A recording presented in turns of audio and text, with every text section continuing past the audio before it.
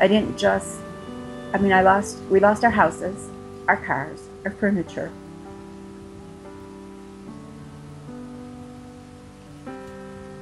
I moved very far away.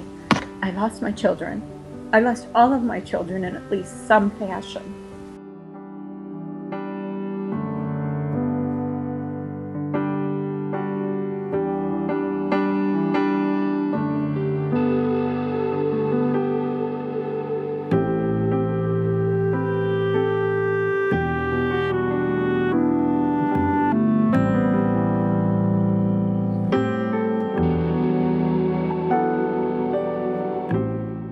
And then literally months later, he was arrested.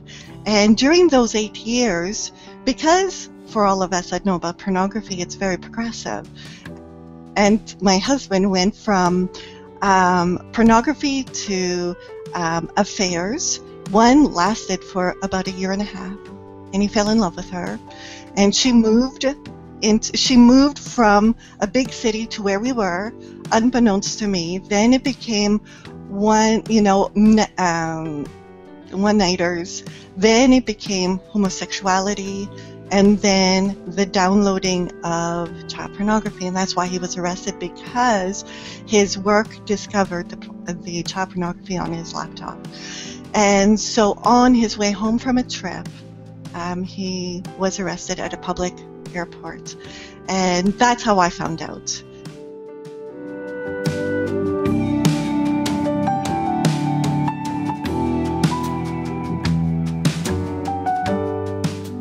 And so therefore I walked out of that room that day just thinking it was all me, that we actually went there because I was at the stage where I didn't even know if I was hearing from God right. There was just so many different voices coming from different, friends and elders and leaders of the church, that's why we went to the pastor getting guidance. And so instead of support on my side, and also for my fiance as well, it ended up being very, very crushing. Like I walked out of there and I was absolutely devastated, because then it was no longer my fiance's problem with sex addiction. It was actually my problem.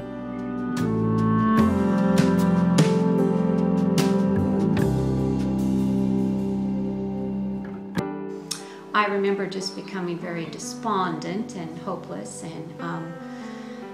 and a lot of lonely nights and crying, but I didn't tell anyone because I was a people pleaser. I didn't want anyone to think bad about my husband. I didn't tell my family. You just keep doing what you're supposed to be doing. But we were drifting further and further apart. And about 6 years into the marriage, we had reached like a crisis point where I just knew something was going on. And I remember asking him one time, "Have you been unfaithful to me?" I just pinned him down, and he said, "Well, yes, once or twice, but it was only with prostitutes." And I remember the big relief. "Oh, it's only with prostitutes. That's a good thing."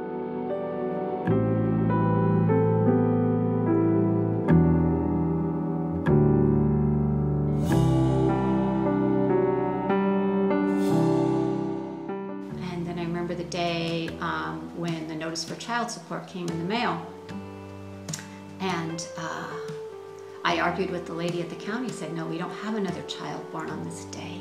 And she said she'd check it out, and I hung up, and it's like the light bulb went on. And I asked him, I said, did you father a child in those early years? And he said, no.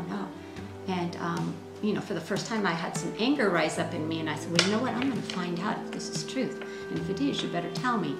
And he confessed, yes, he had fathered a child, and that was the reason we had to sell our home and move way back when, and why we could never go back and have dinner in that town.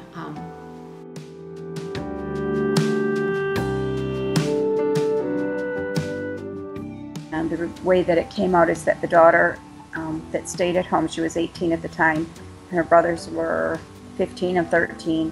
She she realized that she'd be going away to college, and she didn't want it to happen to her sister, so she started to tell some of the older siblings.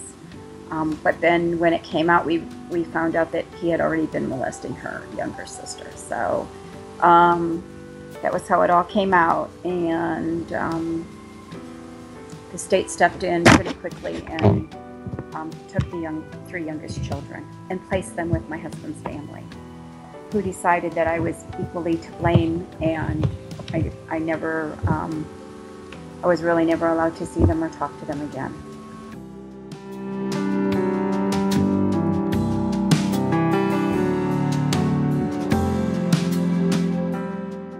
The discoveries kept trickling out year after year after year. There were so many tears, so much loneliness, so much hopelessness for me, and yet I would pound on God's chest and I'd say, you know, what am I going to do? Who can I tell this to? I can't tell anyone because I don't want them to think bad of my husband. And, you know, I'd read all the books, The Power of a Praying Wife. Oh my gosh, I devoured everything I could get. And it said, you know, my sole purpose in life was to see that my husband was successful. This is my ministry. It's my husband. And I'm giving it all I got, God, but it's not working. And I felt so hopeless, so worthless, that I could not fix this marriage. And I was just despondent of what to do. So I did sink into depression a lot.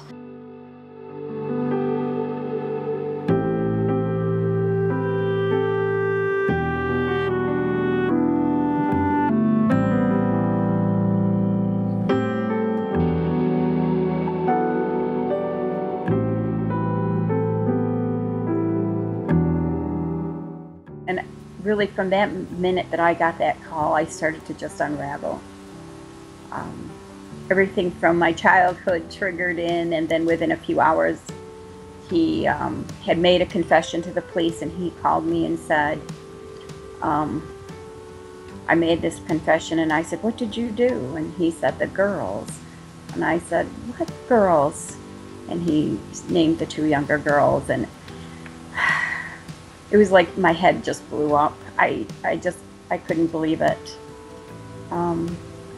I'm not even sure what I did next for the next few weeks. It's just, I just remembered like the craziness of it and thinking, how could this be happening? This can't be happening. This can't be real.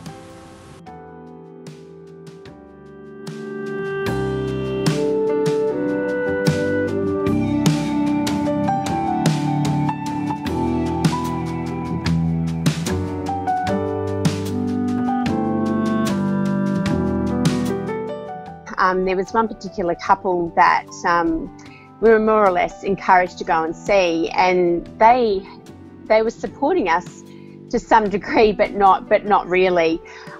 During that time, they were sort of diagnosing me with having a dissociative identity disorder during that time, and so therefore it wasn't just that I was dealing with, you know, my husband having a sexual addiction.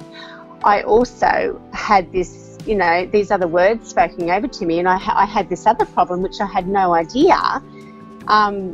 Also, so for me, that I just went into this downward spiral. It was horrible, and so I went and saw a psychologist as well to see whether or not I did have it, and the psychologist said, no, Amanda, you don't. Everyone has some form of dissociation due to trauma from the past, and that's all you're dealing with. Things are being triggered from your past marriage, and that's why, to some extent, you're just going through the symptoms of trauma.